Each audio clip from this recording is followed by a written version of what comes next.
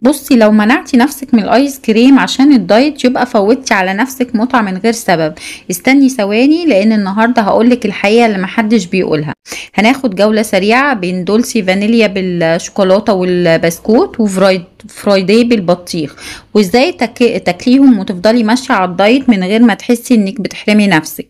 خليكي معايا للاخر، في مفاجآت ونصايح هتغير دماغك. جاهزة. نبدأ بدولسي فانيليا مغطي بالشوكولاتة والبسكوت، الحجم 70 ملي. فيه 143 سعر حراري، 1 جرام بروتين، 13 جرام كربوهيدرات، 9.6 جرام دهون. ده النوع اللي تقول عليه صغير بس تقيل، طعمه مرضي جدا وسعراته وسط، يعني ينفع سناك لو عايز حاجة مسكرة من غير ما تزود كتير في السعرات.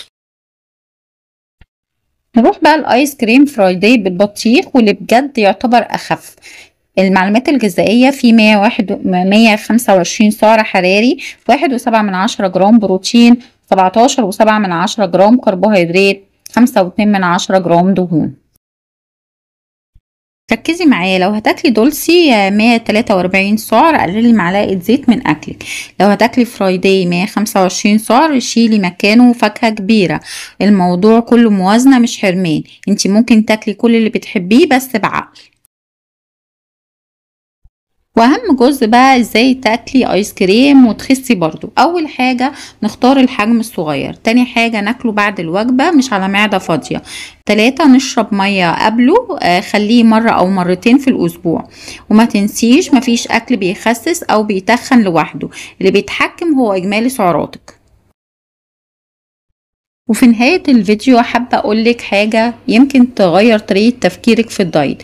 مفيش حد بيخس لأنه حرم نفسه، الناس بتخس لأنها عرفت تختار صح، وعرفت تكمل يوم ورا يوم حتى لو غلطت ولخبطت في الدايت. فلو انتي وصلتي للجزء ده من الفيديو يبقى انتي فعلا ماشية في الطريق الصح ودماغك بتتغير.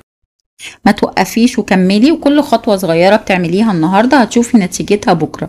اكتبيلي في الكومنتات انتي مكملة في الدايت ولا لأ، عشان اعرف ان انتي قررتي تبدأي وتكملي من غير رجوع.